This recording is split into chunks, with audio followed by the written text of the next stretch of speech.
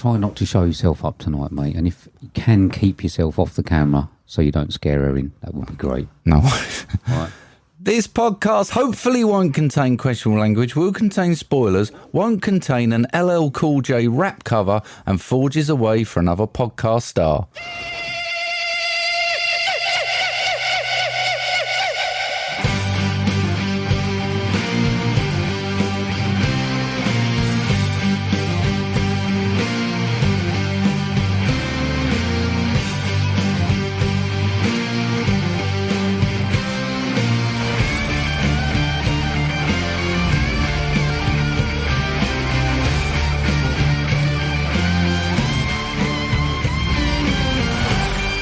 Hello, everybody, and welcome to episode 246 of MovieDrone. I'm leaving on a jet plane. I don't know when I'll be back again. Steve. And I'm leaving on a jet plane. Probably won't be coming back again. Marc. They're going to kill you. They're going to kill me. That film. Yes, that was a long old intro. Yeah. So if we're going to swear, what do we need to do? Get it out of the way now? Or I don't know, because you might want to listen back. So I don't think we're allowed. I think we're just banned. The best we can. The best we can. The best we can, yeah. So we've got some guests on, but we'll have a little chat first. Yeah, because I'm waiting for the computer to load. Let's be honest. It's having a shit fit. It might not happen. We might have to re-record this bit. So we're going to Nolly Bob's. Yeah. I'm going to Vienna. Yeah. To run the marathon. Yeah. And you're going to your imminent death. Cyprus. To get murdered to death in the rock pools of Cyprus, which is good. Which is good. So I'm glad for both of us. Yeah. That's going to work out. So how have you been? I've been all right, mate. I went to the women's footy, didn't I? Yeah. Yeah, we won and stuff. Lost the other day. Yeah, I know. But one when we was there, though, that was good. I lucked out on the tickets as well. Every goal was our end. Oh, right. Every one. So that was good, wasn't it? Yeah, if you say so. Got there with about 30 seconds to spare. Right. Which hasn't taught me anything about being more organised. Because I got away with it again. I suppose you don't know Wembley, though, do you? Being a non-sportsman. No, first time I've ever been there. Shithole, isn't it? Not that impressive, I'll be honest. It's all right. Well, no, but I mean, it's hard to get to. It's all right. A bit it's ball, like 3 hours to get there. Hour and a half to get home. Yeah. Fine, mate, fine. Yeah. Got the jungle mode. I don't know if you noticed on the way in. Got the jungle mode. Yeah, jungle mode. Oh. You know, a lawnmower. That's what you normally use. I know you're not that au fait with a lawnmower. Well, Gill does it, doesn't she? Well, I don't know when the last time you actually touched one was. I don't know. I might have held it for Gill. While she plugged all it the grass out. Such a belly. Oh, dear. Went to a gathering on Saturday. I kind of got invited to. Oh, no. I kind of got invited to it. I didn't. I'd left. You had gone, mate. I'd left. You had gone. I was like, Steve not coming? Oh, yeah, he's been. Yeah, been and gone. Been and gone. Been I was gone. like, that is him. I had an early night. Yeah, it was good. It was a lovely evening, mate. I got a nice meat and chips on the way home. Tenner now. Tenner for a meat and chips. Fuck me. Easter Day. You should swore. Oh, damn it. You've ruined it. Easter Day, mate. Easter Day. I decided to do some uni work. Mrs. was doing tax returns because we're cool and hip like that, celebrating Easter. Got to 2 o'clock and thought, oh, it's a nice day out there. She said, should we go to the garden, tidy up a bit? 2 o'clock for an hour. I went, yeah, let's do that. Cass, sounds like a good idea. 9:30 we got in. 9:30. I ached like a mother chaffer. You should just not bother. Just not bother. Don't worry about it. Would you say you tidied up out there? Yeah. Have you? The trees have gone. Oh, right. I mean, I don't know. It's nothing. No. Really. No. I'd just walk up your path hoping that you ain't out here yet. So what a disappointment that was tonight. It was, yeah. Yeah. Other than that, I bought myself an Easter egg on the Monday. You got one? Did you? Cheap one? I bought myself one. Well, not cheap. Not cheap, mate. £1.67 after Easter. Yeah, but that's quite cheap. It was a chocolate orange twirl one. That was all they had left, right? Was it? And the egg was chocolate orange. Oh, yeah. It was fucking amazing. Was it? Yeah. I've shied away from having anything wrong. Novelty. With the egg. Yeah, I've still got about 3 in the fridge. Right.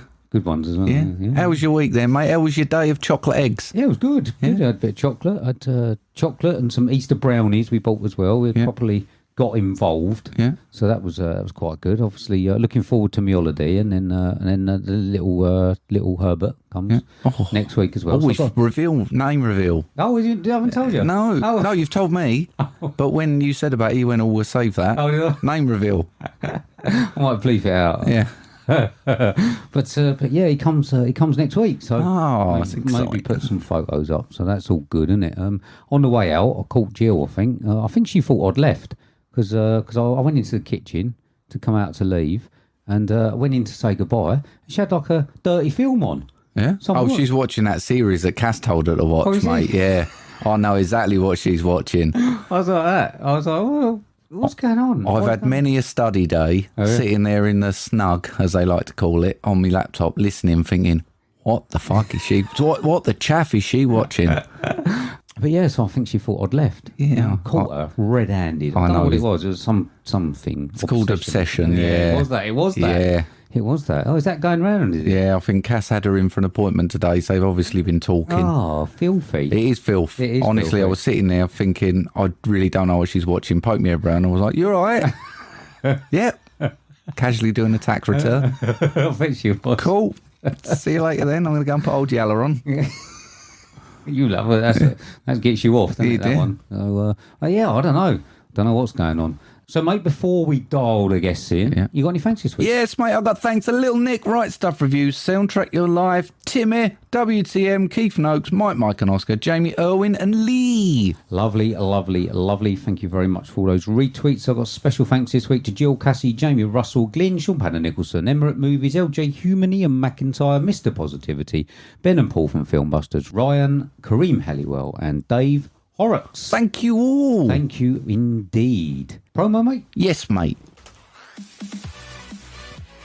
Are you troubled by the dominance of the Marvel and DC cinematic universes? Do you experience feelings of dread and dreamscapes while watching the latest David Lynch offerings? Have you or your family seen anything better than Whiplash? If the answer is yes, then don't wait another minute. Open your podcast catcher and subscribe to The Professionals. FilmBusters. Our courteous and efficient staff is on call 24 hours a day to serve all your cinematic needs. Oh, come on, how can it not? That was so interesting. I didn't care for shit. It's one of the worst I've seen this year. But I think it's a great study on mental health. It's great. And give Joaquin that Oscar. Give it to him. Well, there might be someone else. It may be, but give it to him. Just give him an extra one. Wait a minute, did you say you shed a tear? Yeah. Oh, victory, sweet victory. Wow. At the very end, that ending. Yes. I was actually handing an olive branch, but then you could not accept it. That's right. Bullshit. I'm sorry. It's an empty shell of a film. This film, I can't see anyone who'd enjoy it. I don't even know who it's for. I think it's probably even meant to be for us. And like, if we're not finding it good, who's finding it good? Well, that's fucking cinema, man. FilmBusters. We're ready to enlighten you. It makes me feel good. Ben just swore on the episode. Don't know. That's not good, is it? But our FilmBusters friends, special episode coming up, one that you just tweeted about. I did. What is it? It's a Clockwork Orange. A Clockwork Chocolate Orange. French version. No, they're doing Clockwork Orange. Oh, that's a pivotal one, that, isn't it? You reckon? Yeah. Okay. If you're going to do a film and you're going to have 3 British lads doing a film who are doing a Clockwork Chocolate Orange, that is going to be good, mate. Yeah, so when... Can't wait to hear Adam talk about it. When's it out? Do you know? Soon. Okay. Soon. Oh, they normally release on Sundays, isn't it? Don't they? I want to hear Adam's little thing for it where he goes, well, it's about a bloke who kind of does this and does that and then gets his eye poked. Then they smash some giant penises on people. You're allowed to say penises on this? Penises, yeah, penises is an anatomical word. I think we're allowed that one. Good. So, no, it'll be interesting. Even Mr. P said you can have a listen to that one. So, looks good. Looks good. MovieDrone. Finding other podcast listeners. So, please, everybody, listen to FilmBusters every week, not just the Clockwork Orange episode. Please. Moving on. Yes, mate. Do you want to call the guests in? Let's just attempt it, see if it works. And raise the standard of the podcast. So we've got some special guests on the podcast this week. One we know and love, and another one is brand new, but I'm sure we will absolutely love her as well. So we've got Jamie Russell and his lovely, lovely daughter Erin on. Say hello, guys. Hello there. Hello. So, how have you been? How have you been? We haven't heard from you for quite a while in person. So yeah, what have you been up to? Well, we've had a very exciting Easter holiday so far. Had family down, my brother and nephew, and we were at Star Wars Celebration on Monday. No, I can hear Marc there grumbling away. Something in it for Steve, maybe. So we ended up managing to get signatures from Emperor Palpatine and Mon Mothma. Oh, really? It's the 40th anniversary of Return of the Jedi. So managed to get a big poster and get the signatures, and it was fantastic, wasn't it? And we got to jump the whole queue, which was easily like 2 hours long because we had a VIP pass. Oh, you got to do VIPs. I say one of my mates went to that. I think he paid like 150 quid to stand near Hayden Christensen, whoever that is. Actually, it was a bit naughty, to be honest, because it was actually my brother's wife who has a disability access, and she saw us queuing up for one of the actors, and she says, "Why don't you just slip this on? We went straight up." It's the one benefit, Jamie. We've got one of them. We've got one. We use it in Fort Park, and the dirty looks we get are amazing. But I'm going back round on the ride loads of times. I'm immune. Hit that great. No, that sounds good. I mean, obviously, Mark's worst nightmare. You know how he feels about Star Wars. I think you watched the first one, didn't you? You didn't mind it, I'm sure. And then you ruined it with a Christmas special. I did indeed. So, a little introduction, Erin. Little introduction about yourself. So, how have you found yourself on the podcast? Well, I really, really love films, especially watching them with my dad. It's always been a thing we do together. And I just couldn't resist this opportunity to speak with you guys. It's such a great opportunity. I'm really thankful. I'm 15 and I'm sort of starting to scratch the surface with films, 80s films, especially Star Wars, Back to the Future, Ghostbusters. That's my sort of era of films that I love. And yeah, I just love watching them, talking about them. It's my sort of thing. Excellent. Has Dad let you actually listen to any of the podcast episodes? No. Yeah. I know all your formatting and I hope I'll fit in well. We haven't. We've actually tried to not swear tonight. Yeah, I think I've done all right. I have not. I've done all right. No, Mark's let a couple slip. You don't need to worry at all about that. No. Good. Well, I suppose you watch all these 80s films. I think there's a lot worse in there. Here's it all at school. Yeah, and obviously with your dad having watched all the 80s films first time round, I think he's a good teacher. Very, very happy to have you on, and yeah, hopefully you'll have fun and teach us something about these 80s films. I mean, I was hoping to skip it, but go on, Marc. Welcome to the Marc reads some film lines in some similar voices, and Steve has to guess the film from the lines read to get points game. Hashtag what's that film? There we go. What's that film? So, your dad is, what would you say? He's all right at this. Well, he's an irregular scorer, Steve, if I'm honest with you. I didn't have one for last week, which means he didn't get it. Correct. I didn't get it. He doesn't claim his zeros. No. So I mean, it's much more difficult live. You will find this. But who got what and what was it last week, Marc? So last week, mate, was Deep Blue Sea. It was. That's some big scorers. Yeah. Big scorers. Ryan got a 5. Right. Emma, she got a 5. Yeah, that was the one who was getting a 5. Dave H got a 4. Karim got a 0. Gill got a 0. LJ got a 5. Ben from FilmBusters got a 3. Yeah. Glyn, 0. Don't laugh. I can't help it. Glyn's normally so good at it. He is. You know what I mean? So, I don't like to revel when people get... I beat Glyn this week, which is all I can say. I still can't believe you got it. I would like to have had that moment filmed. I don't want a lot of us filmed, but that was... It's good fun. It's good It's fun. madness. So, so you've got one for us this week.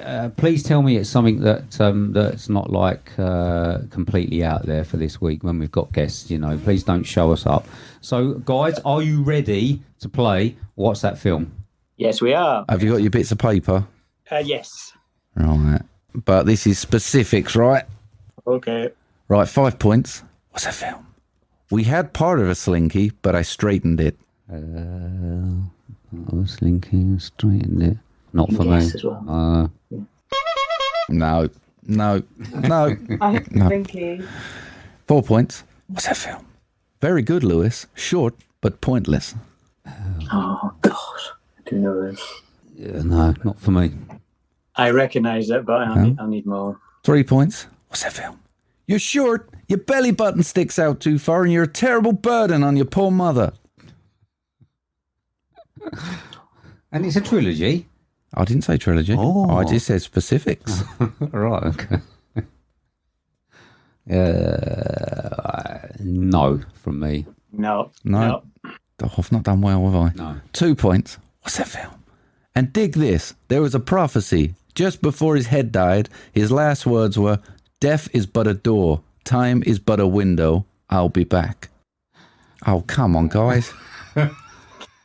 Just before his head died? Yeah. Just before his head died, yeah. Just before his head died. I mean, that's probably quite an iconic line, isn't it? But It should be. not for me, no. No. Here's your kicker then. You ready? No. 1 point. What's that film? Oh, sorry about the swearing as well. I think what I'm saying is that sometimes shit happens. Someone has to deal with it, and who you gonna call? That's not a line I recall. I don't know. Specifics. First, I'm afraid not. Yes, Steve! What are the chances? You know. You prayed on that one, I didn't don't you? remember the lines in that. You're like Gary Lineker. Yeah, I know. Go hanging. I'll do that thing, you know, where someone says, how many is it? And you guess like one over. Yeah. Just so so, well, I mean, I don't remember those lines. You're if I'm short, your honest. belly button sticks out, and you're a terrible burden on your poor mother? No. No. We know the first one much better than the second one, don't we? yeah. Okay, all right then. I tried. You did. I tried. As always. So, yeah, so if you think you know what that is, please let us know via DM what it is and how many you think you got. Yeah. Moving on. Yes, mate. So this is...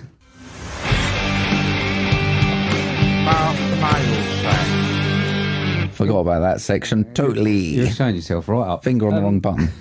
So, please, Mark, where can people send us questions? Have we got any in? Got any in? I think Erin said she was going to send one in next time. Lovely, beautiful. That's what I heard. Beautiful. I'm just saying. So no pressure there then. No so, pressure. Mate, where can Erin send her a question next week? She can send them via Twitter, which is @movie_drone, or via email on moviedronepodcast@hotmail.com. She might have to use Dad's Twitter. I don't know if she's got her own Twitter. Don't know if we encourage social media with... Yeah, don't get on social media. Evil place. Let your dad do it for you. Yes, indeed. So someone did send a question. Moving on again? Yeah.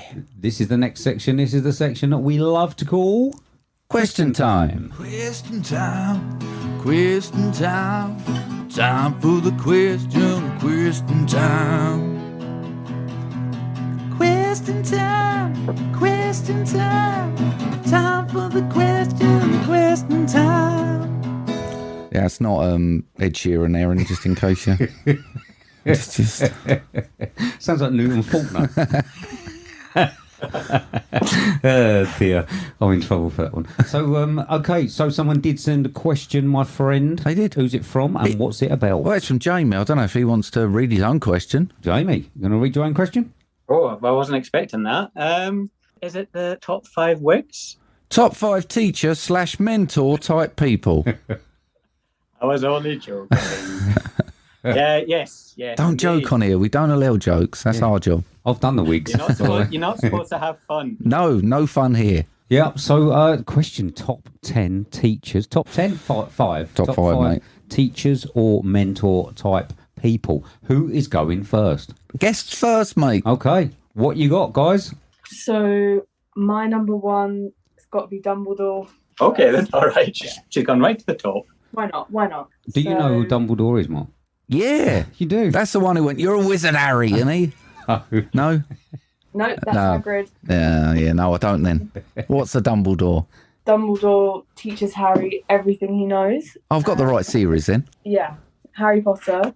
Nothing tops Harry Potter for me. It's always been that. That was my first major film franchise I ever watched, I think.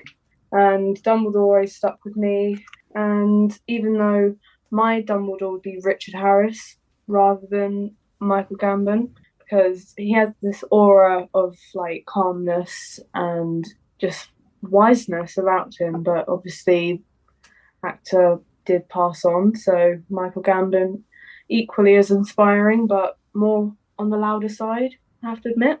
Excellent. Jamie, you got a list? Yes, there's a no order really for me.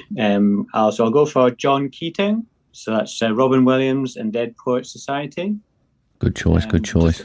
Iconic, and Robin Williams' finest, I think it's his most famous role, and standing up on the table scene is just fantastic. It sends chills, and whenever I watch that scene. You ever had students do that for you? Oh yeah, well, all the time, all the time. I need to tell them no. We don't start the lesson with you standing on the table. You need to sit down. What you got then, mate? My number 5, mate, Gordon Bombay. Who's Gordon Bombay? Coach Gordon Bombay, Mighty Ducks. Oh, is it? Yeah. Right. You know them. I just love them. Yeah, see? Good solid choice, that. Changed man. Lovely. My number 5, is it? Well, it doesn't in no particular order, is head teacher Brian Stimpson from Clockwise. Okay. John Cleese. Oh, yes. All right. Okay. I love a person who goes from one bumbling, stupid act to another. Cool. Sounds like you. Right, well, shall we do another one then, seeing as though you've done 3 and 2, haven't you? So my number 4, mate, is Sweeney from Role Models. Right. Who they have to sign in every time. Right. Sort of person that should be in charge of idiots. I like it. So my next one, Indiana Jones. Yeah, you hate his student, didn't you? Oh, I suppose he was a teacher, wasn't he? He was a teacher, mate. He was a teacher, yeah. Indiana Jones, one of the... Imagine having that as a teacher. You know what I mean? Someone who'd been and done all those things. Imagine the field trips. All the quicksand and stuff. How many would come back? Yeah, exactly. Imagine the risk assessment on that field trip. Yeah. I mean, you wouldn't be able to do it nowadays. So, okay. What's your next one, guys? Well, considering I went top for the last one, I'll just do my number 2 next, which is Yoda. Sorry, Mark. It's Yoda. More Star Wars. I mean, who doesn't love Yoda? He knows when it's a joke, when it's serious, and he just has so much experience, skills. So old as well. The older you get, the more experience you collect in life. And is that what your dad tells you? Been through it all. Yes. Don't sound right to me. Do you know who Yoda is, Mark? The little green wrinkly one. You do know. Little green wrinkly troll thing. Yeah. Jamie, you going to go again? Okay, yes. I'm going to go for, and this is going to annoy Ben and FilmBusters because he had a go at Adam for coming up with this, but I think this is a good one. Finn Dewey, Jack Black, and School of Rock. Not seen it. I think it's. What? Think you've not seen it? School of Rock. Nah. Is it worth a watch? Well, I think this is a role that Jack Black was born to play. Mm-hmm. He just embodies that character. And just such an energetic performance, and he's very knowledgeable about music himself and being a musician himself. That particular era, lots of sort of Led Zeppelin, AC/DC, Black Sabbath, things like that. That's my kind of music. So yeah, loved it. Does that energetic performance basically mean he shouts for an hour and a half? I don't know. You might like it. Yeah. You like kids and that, don't you? In school and stuff, and watching all that sort of stuff. Perhaps I'll have to give it a whirl. Yeah, there we go. What you got? My number 3, mate, Mr. Kimball. Hey, I thought you'd go for him. Yeah, you got to bring a ferret into the classroom, mate. Yeah. Who's Mr. Kimball? It's not a tumour. It's what? It's not a tumour. Right. Oh, from Arnold Schwarzenegger. Yeah. Oh, right, okay. Oh, come on, mate. Classic. I don't watch all those sort of things, do I? My next one is Elizabeth Halsey from Bad Teacher. Cameron Diaz. Yeah. Yeah. Yeah. I don't remember having teachers like that when I was at school. So most of mine had like wigs. Yeah. And were men. So yeah, I like a bit of Elizabeth Halsey. I like her style. Yeah. Okay. My number 2, mate. Gone for more of a mentor, but I suppose he is a teacher. It's Mickey from Rocky. Oh yes, good one. Don't look at me so confused, Steve. Jamie agrees it's a good one. So guys, we've got another one. What about this? Might annoy you, Mark. I don't know if you might have this one. What about Mr. Miyagi, Karate Kid? Well, I'll just scribble number 1 off and add an honourable in. No, it's great choice. It's the only choice. Let's be honest. You put that sentence, that question together. It's the only possible choice. I'll be surprised if Steve hasn't got it for his number 1. Oh no, I've not got it. What's your favourite line? Wax on, wax off. I mean, that's what he's known for, right? Paint the fence. Yeah. Oh yeah, paint the fence. Sand the floor. Is that your last one, guys? I think is that our last one? Yeah. Is it? Okay, so I suppose I've got a couple. My next one is Terence Fletcher from Whiplash. Oh, all right. Yeah, he's good. Yeah, that's good. He that's is. Like, if I was a teacher, I'd like to be like that. If I was a Shouty. teacher. Yeah. Well, most of my teachers were like that at school. They used to chuck stuff and that, smash you around the back of the head. Yeah, that was when you could properly teach. That was teach lessons. About all this health and safety stuff. So Terence Fletcher from Whiplash. Okay, so my final one then, mate, will be Father Merrin from The Exorcist as a mentor to Karras. Okay. Helping him through, seeing as though Miyagi got stolen. Right. Okay. My last one, I suppose, is a recent one. It's Charlie from The Whale. Yeah, good one. He was nice. He was. I hadn't even considered that. That's a good one, mate. He was quite a good teacher, wasn't I'm he? actually impressed. Is it? Yeah. Oh, yeah. Yeah. He was quite a good teacher. He was a great teacher. From what I saw, and it's always that air of mystery, wasn't it? 'Cause he never had his webcam on. Yeah. Much like us tonight. Yeah. Well, it's just because you can't work it. But there we go. There's a few good mentors there, aren't there? Yeah. So do you rate yourself, Jamie, as being as good as any of those guys? Oh, of course not. Nowhere close. Do you speak like Yoda to your class? Because that would be good. That wouldn't help as an English teacher, that's for sure. Have you tried getting Erin to do the hoovering and washing up and tell her you're teaching her a mixed martial art? Child labour. Yeah, no, it's all learning. It's all learning. Because when he attacks you, like, you'll be able to defend yourself with washing the dishes and pushing the Dyson. The Dyson. It's the 2020 version. So there we go. Thank you very, very much for that question, guys. Really enjoyed that one. All right. Shall we move on? Let's, mate. We saw a film. We did. We saw a film that's currently 6.6 out of 10 on IMDb. It's an 1 hour, 35 minutes long, but it was a horror sci-fi thriller with a synopsis of a deadly entity from space crash lands near a small town and begins consuming anyone in its path. Panic ensues as shady government scientist tries to contain the horrific creature.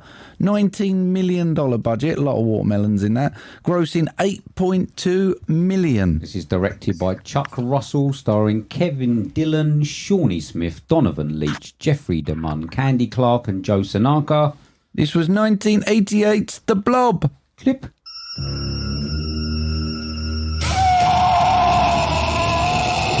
If it had a mind, you could reason with it. If it had a body, you could shoot it. If it had a heart, you could kill it. The Blob. Terror has no shape. Oh, the old 1980s proper trailer, that one. About 50 edits in that. Was it? Just to get them bits in. Was it? The old reading out trailer. Absolutely fantastic. So, you don't disappoint, guys, when you choose films for us to do. We obviously had Jamie on for The Thing, which was another classic. So we've got another classic 80s remake, this one. So this is the second one. Yeah. So, guys, just quickly, why are we reviewing this week 1988's The Blob? Well, I think I'm on a MovieDrone mission here. And that's, as you mentioned before, started off with The Thing, and now The Blob. And my ambition is to finish off an 80s horror remake trilogy with The Fly later on. These are the three sci-fi horror films that I really remember loving to watch when I was Erin's age. And just the thought of, 30 years or so later, to be then speaking about it on a podcast with my film buddy here is fantastic. So yeah, I wanted to choose a nostalgic sci-fi horror film from my childhood, so similar age as Erin, and The Blob was the film to choose. Lovely. So Erin, are you enjoying all of these 80s films that your dad... I mean, you mentioned it earlier. What about the horror ones? Do you enjoy the horror ones as much? Absolutely. I never used to be a horror fan. I never called myself a horror fan, but until I watched the 80s horror films, I think I've watched quite a few of them now. Yeah. Mm-hmm. Alien being the most recent one. Yeah. And I really, really enjoyed them, especially practical effects. It's one of the most fascinating parts of the horror films. And yeah, I love seeing new ones, and The Blob certainly delivered. So, mate, we normally start with you. So I think, shall we? What did you think of 1988's The Blob? I had a decent enough time with it. I did. It's not one I've seen before, but it's one of them weird ones where I watch it and I almost felt a bit of nostalgia. Right. Because it felt very familiar in with a lot of the other sort of horror films of that time, especially, as Erin said, with the practical effects. One of the strangest 18-rated films I think I've ever seen. Right. Because it certainly didn't feel 18 until they started putting guts and gore in it. Right. It had no other sort of edge to it than that, I think, other than people being folded in two. And it come across a bit hokey. Hokey? Yeah, a bit hokey, a little bit too nice, but it had a decent amount of blood and guts in it. I'm just not convinced them two parts of the film matched up. Right. Okay. I expected edge and guts and gore, whereas it's quite nice with guts and gore. Right. If that makes sense. Yeah, okay. So, guys, what did you think of 1988's The Blob? Well, this is a film from my childhood, as I said before. It'd been quite a while since I'd last watched it. VHS, was it? I did. I obviously first watched it at VHS. I did get it a few years ago on DVD. It's quite difficult to get hold of, and it really holds up. As Erin said, the special effects. I love practical special effects, and so that's why the 80s films are particularly fantastic for that. Half of the budget was spent on the special effects, and they really show that. Really, the monster is the star. The Blob is the star. I think it holds up to modern scrutiny. Yeah, I totally forward what Dad said. The cutting edge practical effects for the time really impressed me, modern kid. Used to all the technology to produce such amazing effects I just take for granted, but absolutely loved eating up this film. It was really, really impressive. Not too gory for me, and it was, very interesting to see who would be the main bad guy, because there never really was a main bad guy, because they would always get killed off and you'd be like left hanging a bit. What do you think was surprising about this film, or from a character perspective? When you started watching it, who did you think was going to be the main protagonist? I thought the guy at the beginning, what's his name, Paul, I thought he would be the main guy, but he just got taken out of the hospital, and I was like, oh my gosh, where is this going? And the main rat of the town, one who's played by Dylan, Brian, that's him. He was ultimately the main guy for me, I think. He's a bit of an anti-hero. Yeah. Kevin Dillon. Yeah, what a legend. The old Kevin, the old Dillons. They do pop up. We got Kevin in this one, which was good, in full leather regalia with the old pointed boots and the frown. And the 80s haircut, absolutely amazing. But yeah, you're right. We do like on MovieDrone those films where when you think that the main protagonist or the main person gets killed off pretty quick, don't we, mate? Yeah, for me, it's brave filmmaking, especially for the time. Yeah. I mean, I look now and you think like The Scream and The Hunt and films like that, where it takes your swerve, and it was a great swerve to have, because I assumed exactly the same. He was going to be the main dude, and somehow he was going to get out with this blob thing. Then his face melted. I was like, did you know Kevin Dillon before? Did you? Have you? Yeah. Oh, you did? Yeah. Okay. Yeah. I didn't know which one. I just called him Dylan. Okay. I don't really try and distinguish between which one's which. Okay. You're right about the effects. So, and you probably named three of the biggest ones from the 80s. So, The Thing was particularly good, and I didn't remember really how good the effects were on this. That blob was phenomenal. It was absolutely phenomenal, and I just cannot remember this. I probably saw this on VHS, was probably the last time. I don't think I've watched it since the 80s, and they were good. I mean, some of the main bits, the sheriff's face in there, that was a good one. The phone booth bit, I enjoyed that one. There was a couple of dodgy bits when it sort of started to go away from practical effects, like when they was running in the hallway.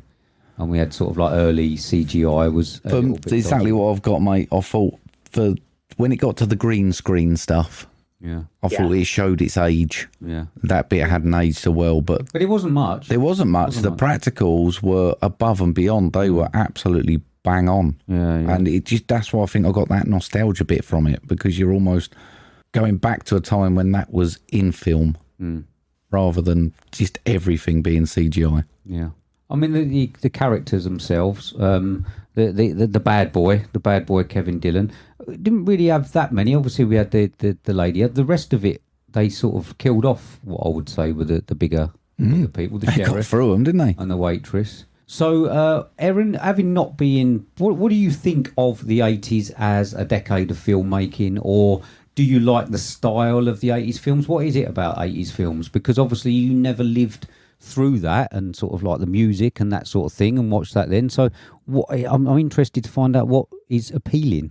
Yeah, not living through the 80s is something that, I wish I could have done. But then again, there's this particular thing about 80s films that I really love, just because some of it isn't realistic about some of the practical effects, and it shows the age of the film, but some of them are like really cutting edge for the time, and you can see how people would have been really amazed by sort of the monsters and how the faces melted, how people got ripped in half. I think you liked not just horror, but you liked the sort of fantasy element, and I think particularly in the 80s you had quite a few films that were very imaginative and creative with the fantasy side. I feel that some of the realism in the 80s films can be portrayed because they have lots of imaginative, creative writers from the 80s, which stand out particular to me,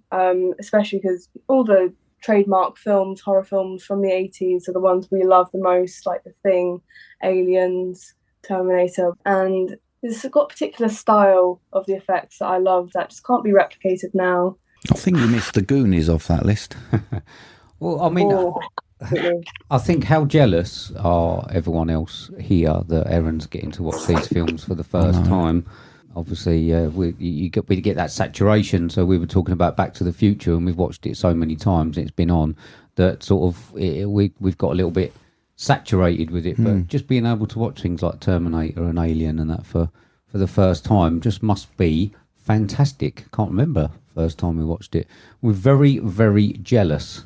Just out of interest, Erin, so if you watch a new film, because you are a newbie, you're into this digital world, you've got your phones. Well, I mean, we never had phones. We was out in fields when we was your age catching lizards and stuff like that, so we didn't have all of this. We watched films on VHS, Betamax. We had 4 channels on the telly.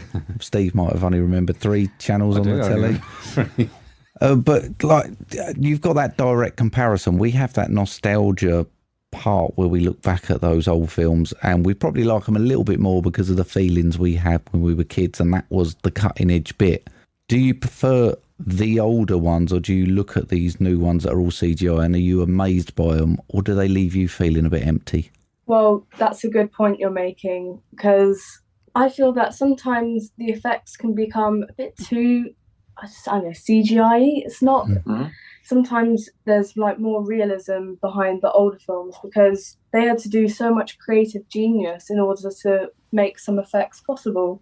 And to do that, they'd need to have models, not just completely computer generate new effects. So more modern films can lack something in that department. And I come away from 80s films feeling that I just had an experience, whereas new films, no, it just doesn't do that for me. Sounds about right. Which I was after watching Avatar 2 last week. It sounds perfectly right. There was a few bits in this that were of its age. Yeah. So obviously, like the college making out parts and stuff like that was certainly of that age. Yeah. A lot of opinions have obviously changed. What do you think about the actual feeling that you got from it? It did show its age in certain places. It did. It reminded me quite a lot of Nightmare on Elm Street, if I'm honest. Right. Okay. A lot of the way the scenes were set, and they went and they did them in the dark, and the filming style, which I mean was certainly around that same sort of same sort of time. I wouldn't be surprised if some people worked on it. I do want to give them 10 out of 10 for their fire extinguisher use. They was using the CO2 fire extinguishers correctly, so I'm not going to have to deduct points. But yeah, the aura of it, like I say, that is the one thing I'm just conflicted about, because it certainly felt more hokey than we got. Right. It felt a little bit cheesy in points, right, which I didn't get from stuff like Nightmare on Elm Street. But they certainly made up for it with, I mean, close your ears a minute, Erin. It's probably not a nice thing to talk about, but they killed a kid. That is a big... for me, I was watching that thinking, this kind of film, they're going to let him get away. Right. Like the Blob's got him somehow. She's going to manage to be the heroine and get him out of the Blob. No, his face melted as well. And I was like, that's quite a lot of guts. Yeah. To do that. I think it takes a lot of guts to follow through with that in a film. And I can imagine at the time it actually being quite controversial. Most definitely. If I hopefully say a few things about the hokiness and the cheesiness of it, I think that's deliberate, because the original 1958 film was definitely, a creature feature, B movie, very cheesy, hokey at the time. So there was a deliberate attempt to sort of recreate that style with the remake. It's actually quite similar to the original film, and it certainly starts off almost the exact same way. It has ridiculously old actors trying to play teenagers. That will put Grease to shame. We've got Steve McQueen, who's 28 but looks about 48, trying to be a teenager. But they managed to get that right in the remake, at least a little bit closer to the age of teenagers. I think it was deliberately going for that sort of style as a homage to the original film. Regarding the Nightmare on Elm Street comment, did you know that the director and writer did Nightmare on Elm Street 3, Dream Warriors? I did not, because my week has been full of rubbish and crap, and I haven't been able to get on to much to do the research, but it certainly explains a lot. Is that the one I don't like? That's the one you're not keen on. Oh, okay, yeah. I think it's the best of the Nightmare on Elm Street sequels. It's one that Ryan, shout out to Ryan, he really likes Dream Warriors. And that was it. They actually wanted to do the Blob first, but weren't able to get the interest at the time. Then went on to do Elm Street 3 in '87. That was particularly successful. So it's Frank Darabont who did the screenplay. So then that was so successful, they were then in a better position to do the Blob in '88. 30 years to the day, I believe, it was released to the original. 30 years. Well, this didn't feel it's like almost a B like movie, the time between the avatars, isn't it? Yeah. This didn't feel like a B movie. No. I remembered it. I think when you said about doing it, Erin and Jamie, that I thought, I remember that as a B movie, but I know the original was, but no, this wasn't. This wasn't. No. For me, it sits nicely in almost like a creature feature thing. You know what? We got like the Triffids and we got Swarm, and you're all. It's just wreaking havoc, and there's that one little thing at the end where they discover if you spray it with seawater, suddenly that's the big thing that saves everyone. And this had that very similar tempo. It almost felt like a real fusion of different films, like with horror and with the B-movie vibe to it and the creature feature thing. It almost feels a little bit ahead of its time, and like people have templated some parts of this. Well, I'm sure I remember it on the same shelf as things like Attack of the Killer Tomatoes and stuff. That's why I just thought it was a proper B movie. It's been a long time, but no, I was certainly surprised. Was this the first time for you watching it, Steve? No. I saw it. I've seen it in very, very many years ago, probably too many. So I saw it when it was when it sort of probably first came out. I just did not remember anything about it being sort of so good with the effects. I thought it was going to be very comical, but I think that's why this was my first watch. Yeah, and I think that's why I've rejected it, because there are some pretty bad films similarly named where you watch and you think, gee, like Snow Beast or something like that. Snow Beast, for example. Amazing. But yeah, you do get those B movies, and without some of that nostalgia, like I like that one that's from the 70s, and it's terrible. But I've got the nostalgia of watching it with my dad and all them sort of bits. Whereas if I sort of went to watch it now, I'd rip it to pieces. Let's be honest. And this was a far better film than I ever thought it was going to be.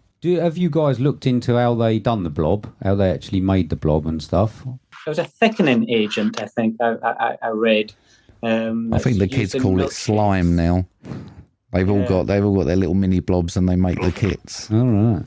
But you've just reminded me, Erin. There's something trivia-wise that you found out that actually related to what's that film that we didn't get. Yes.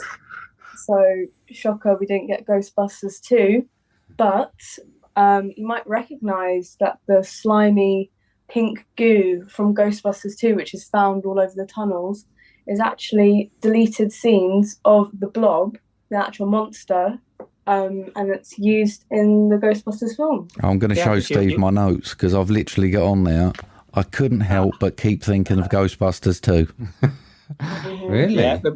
Yeah, it's something that was quite common, I understand, at the time, because it's the same studio for both films, TriStar. And if they can use deleted footage that's not used in other films, they'll do that. And I remember that happened quite a lot in trailers as well. I remember a lot of trailers having the Aliens music, when Bishop is flying out at the end of Aliens, you got James Horner's really rousing score.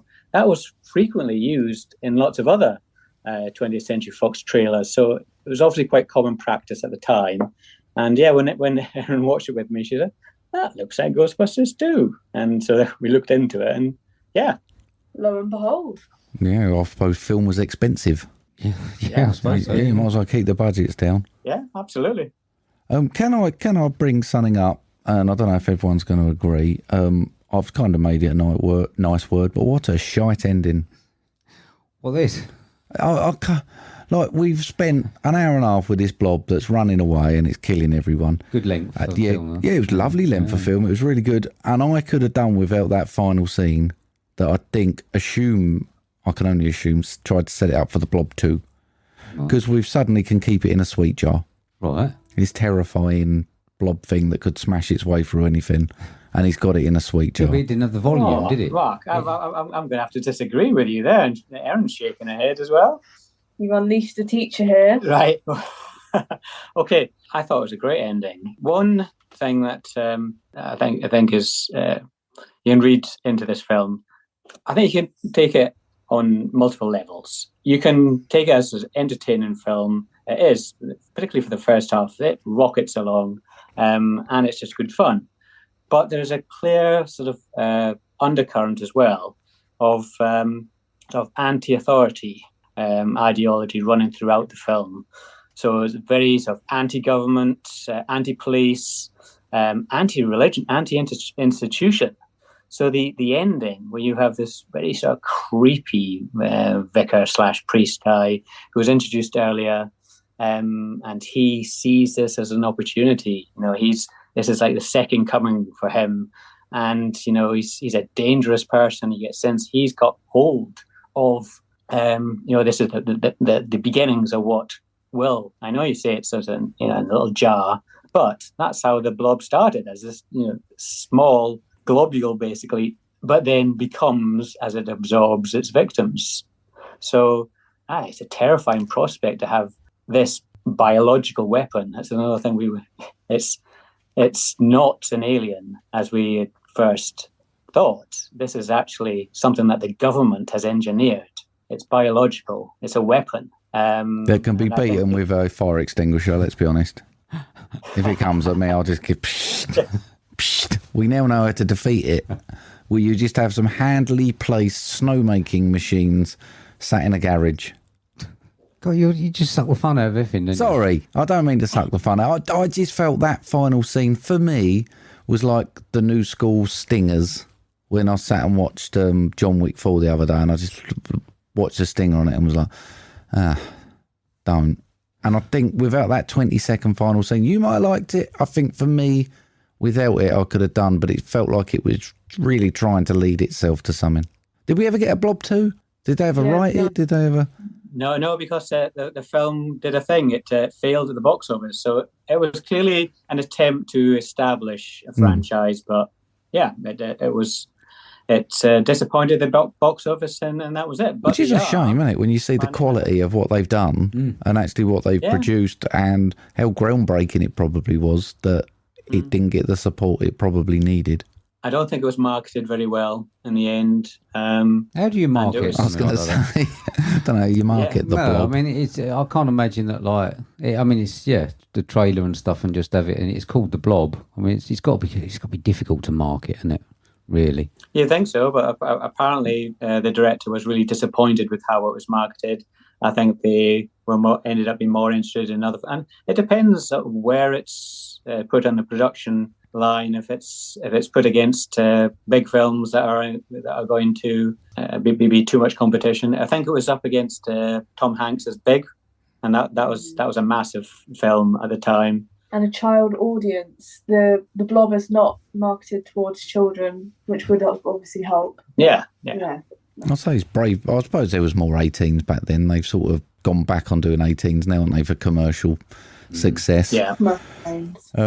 I'm interested, Erin. So we keep talking Alien, we keep talking The Fly, Let's Chuck. What was the other one? The Thing in there. Where are you rating this one in the spectrum?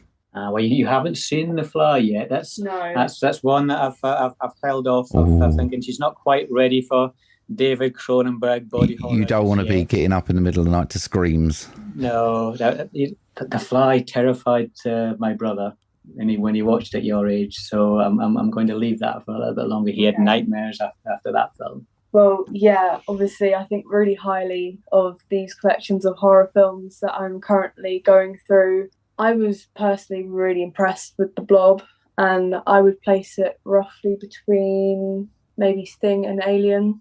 Okay. First Alien. Yeah. Very good. Scoring highly. Up there. What's it also? You lot can answer me this. What's it like to watch this film without having your missus sitting there every 2 minutes going, "What the frickety frack are you watching?" But what I don't understand. She don't get films like this, does she? But I don't get what's to get. It's just fun. It is ultimately a ridiculous idea, isn't it?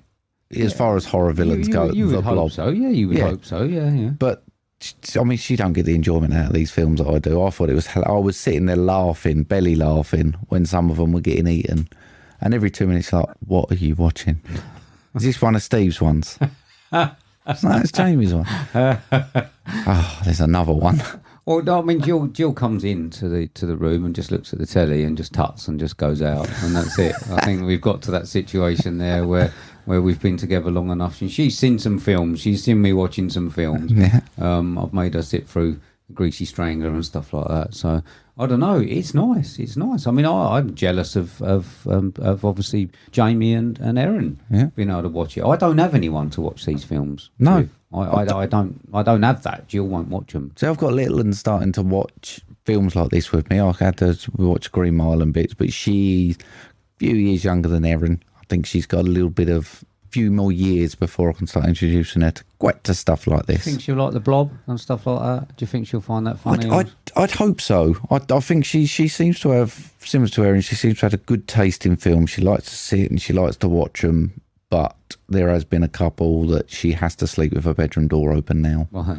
I might have taken it a little bit too far, a little bit too early. So I'm going to do what Jamie does and bide my time with a few of them, just in case. Oh, I'm interested, Erin. Do you find the humour in these films? Because for me, they're quite funny, even though they're supposed to be horror films. I think that we've had a saturation of horror films throughout our many years on this planet. But do you find them funny? Do you find them scary? What level are you at? Kind of embarrassed to say this, but I'm not a psychopath, I promise. But I was laughing at some scenes from The Thing, especially where it was sort of unrealistic, so that's why I was laughing. Right. But I do find the humour in the deaths of characters, because I know it's fake, you know, I know it's not real, which is why I don't usually get scared too easily out of horror films.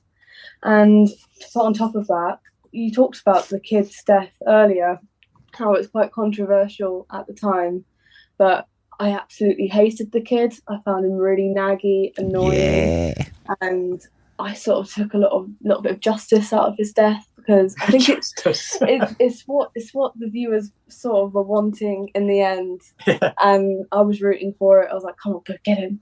And I was rewarded. That's what we like. So going off of that, would you say favourite scene, or have you got any favourite scenes? I do have a couple of favourite scenes. The phone box scene where the sheriff's face goes sliding across the phone box, I found that quite hilarious. And just when it imploded, I found that quite impressive. Again, cutting edge for the time. And again, the boy's death in the cinema. Yeah. Was in the sewer. Oh, in the sewer. Sorry, in the sewer. But yes.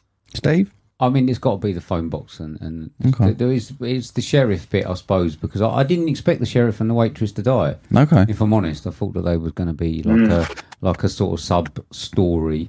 Kevin Dillon, it was obviously going to be that. I would have preferred him to be offed. Yeah. If I'm honest, I think at that point I wasn't unconvinced they wouldn't have done. No. I thought we'd end up we had the sort of final boy, final girl thing. Yeah. But sometimes you just get a final female, and I thought that was where we was heading, because they didn't mind getting rid of people. Plus, it was obviously the lesser of the Dillons, so I thought they might. But no, certainly, I think it's the sheriff's face. It was certainly the best one for me. Okay, you? For me, it's a hospital scene at the start. I think it did two double crosses there, because we had the point where we had the Grebo laying on the bed, and like his eyes were rolling, and he went to get the doctor, and I thought he was going to come back, and suddenly the Grebo's all right. What are you talking about, kid? It's all a bit weird. Pulls the covers back, there's half of it missing. And I thought that was a good little double take, because normally them sort of things, no, you're imagining it. We're going to sort of hide it away for a little while. But they went proper in on it, and then he got eaten. Yeah. Like all within 2 or 3 minutes. I was like, this whole film has just turned right around from being this little blob thing to now we've got 2 dead people. And I mean, it's a good start to a film, that. Yeah. It took a while to get going, but when it did, it went quick. Any other scenes to mention? Yeah, I really liked the restaurant plug hole plunger scene. Nah, that was never going to end well. It's fantastic. Yes, as soon as he puts his hand in, he's in trouble. But just the way he's just pulled in and forced through that plug hole, and he's disintegrated by the blob, and that's a spectacular scene. I think that's the first half of the film. I agree, it does take a little bit while to get going, but they're establishing the characters quite effectively. There's quite a lot of good sort of foreshadowing, setting up things that are going to happen later on. You mentioned the coat. Oh, yes. So when the 2 boys are sneaking out to watch this film in cinema, the mum is nagging at the boy to do up his coat. It's cold outside, don't want to catch a cold. Yeah, and he says the zip doesn't work. He says the zip doesn't work, it's jammed, but the mum fixes the zip, zips it up for him. And that ultimately nearly kills the boy, because his coat gets trapped inside the door. And he's like, oh no, can't get out. And if his zip was undone, he would have been able to slip out. But because the mum did it, it foreshadowed something was going to happen there. Yeah, they are, Erin. Never listen to your parents. There's a lesson learned. I mean, what are they? Like yeah. nags. Yeah, exactly. See, I think it's that Jamie's scene he's talking about with the hand down. That was the one that really reminded me of Nightmare on Elm Street when it sort of all went on the ceiling as well.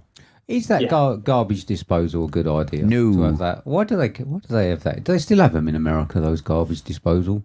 I don't know. I know they had one on the Flintstones. Do they? I've never seen a film where it's been a good idea. No. If I'm honest. Even Final Destination, he gets his hand caught down with a ring, doesn't he? Yeah, I'd like to know how many accidents garbage disposal causes in America. Any more finishing remarks before we go to scores?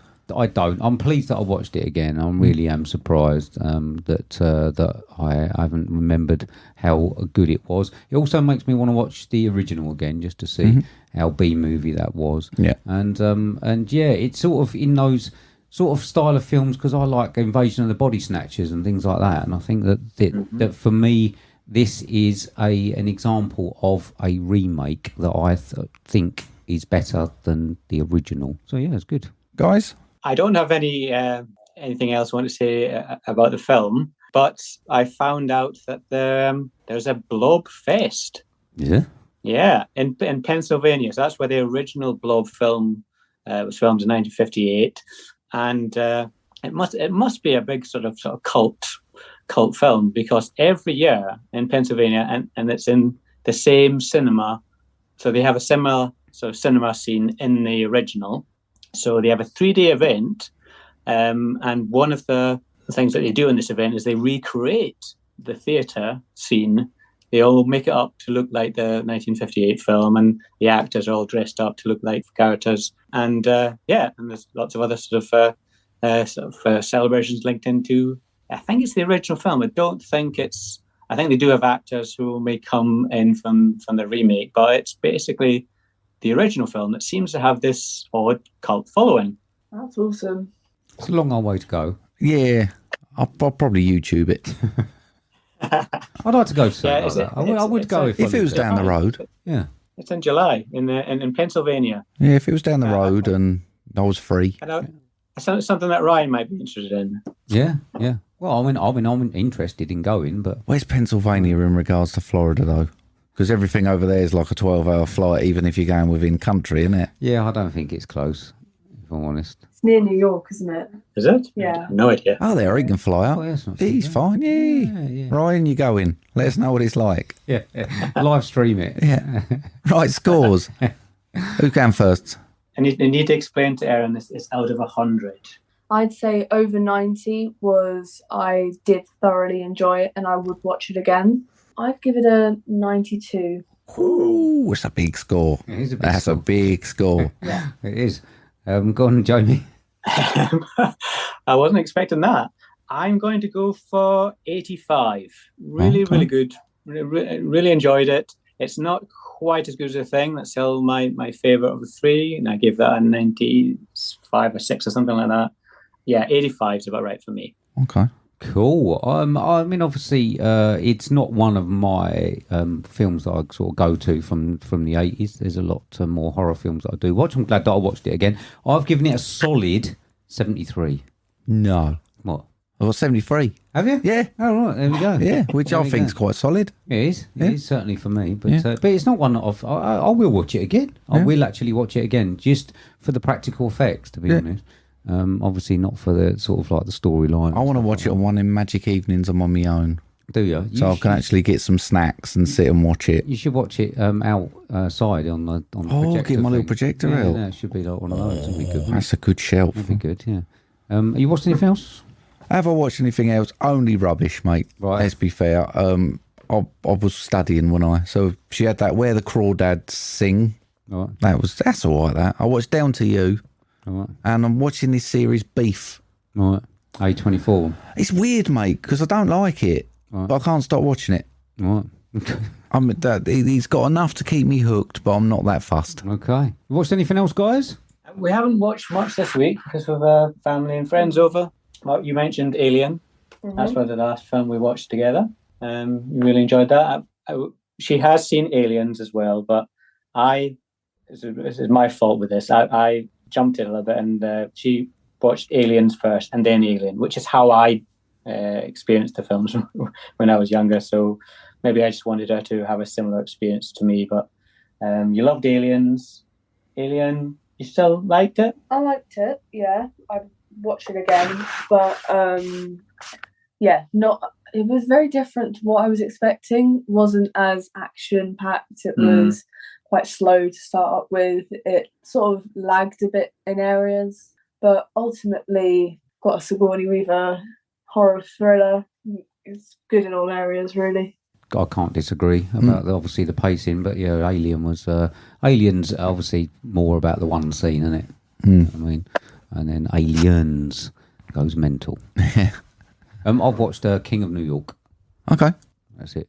Okay, that's all I've managed to watch. Well done. Huh? You got one in. I did get one. Yeah, you're right. That's all right though. That's all right. But it's obviously quite old now. But I need to rewatch that one. That's Christopher Walken. Yeah, Christopher Walken and Lawrence Fishburne.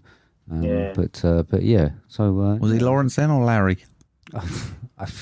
God knows, Mark. Oh, right. I don't know. He had gold teeth in it. You know what I mean? Could have been anyone. So there we go. There we go. Thank you very much, obviously, for giving us that film to watch. So that was good. Good luck, Erin, on your podcast career now. That's what we do. We make people podcast stars. Thank you. It was very, very nice coming on, and hope I have more to come. Cool. We were just going to run through the next bit. And you got to do your joke. Yeah. So, do you want to move on, Mark? Yes, mate. This is the next section. This is the section that we have to call homework.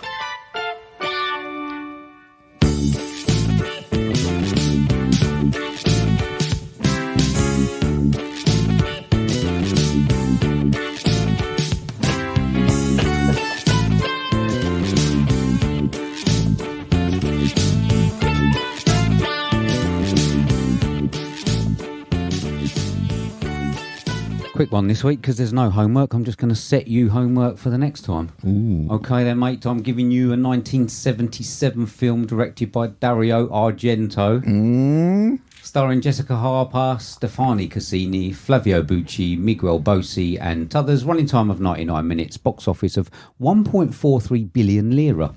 Works out at $1.8 million, apparently. 7.3 on IMDb, 94% on Rotten Tomatoes.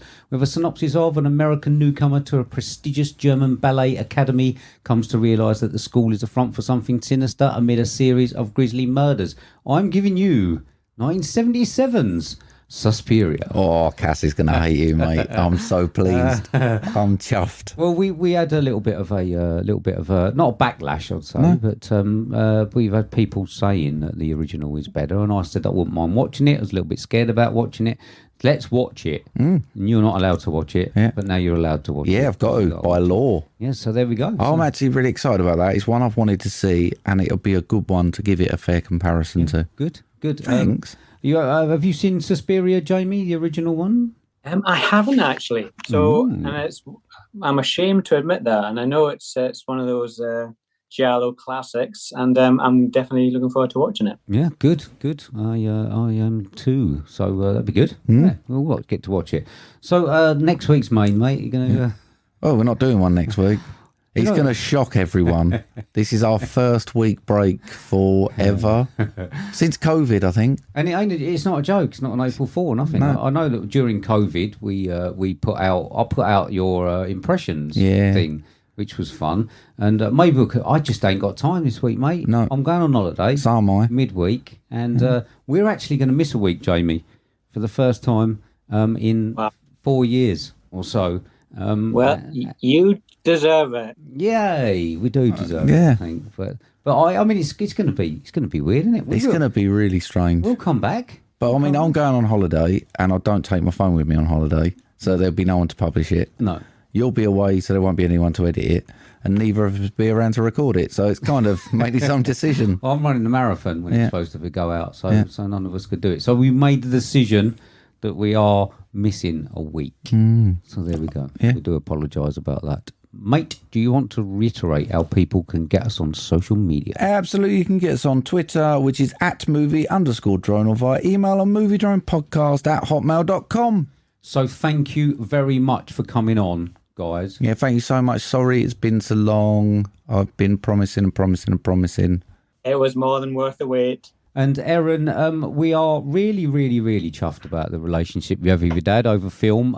Don't let anything get in the way of that, because film is a fantastic way to bond with people, and it sounds like you're on a journey that I'm only jealous that I'm not going on the first time again. So you should you should embrace that.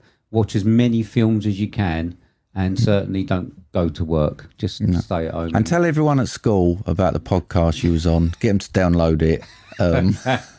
Absolutely. Anyone, you know. if you can canvas some, just if they all download 10 episodes each, don't have to listen to them. And I'm just going to embarrass her now by saying I'm so proud of her. And along may our film journey. It takes a lot of guts to come on. It really, really does. And you should be proud of yourself for doing it. And there are so many films you get to watch for the first time, and I'm so jealous. Yeah, very much so. So have you enjoyed yourself, Erin?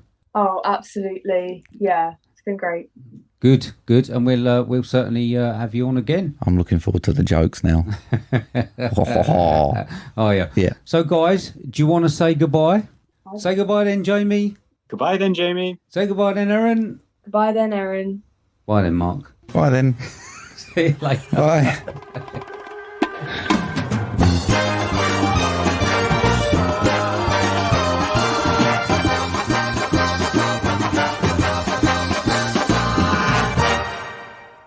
I'm ready, make me laugh. So what if I don't know what apocalypse means? It's not the end of the world. That's better than your one. It's better than my one. I'm waiting for the second one. Next one. Yesterday, I accidentally swallowed some food colouring. The doctor says I'm okay, but I feel like I've died a little inside. Have you been watching The Last of Us? I have. Yeah. Exactly. Yeah. Have to wait for mine. Right. Next time it's a good one. Oh, is it next time if you're not doing one? I can do it if you want it. Go on then. Right, what do you call a Spanish man who hides in your toilet? Senor Bumhole. Senior Bumhole. Senor Bumhole. That's rubbish. Ah, that was from Sophie, that one. I can't even claim it. No, That's definitely getting edited out, mate, isn't it? I double bulldog dare you to leave that in. No, I can't leave that in. At the end.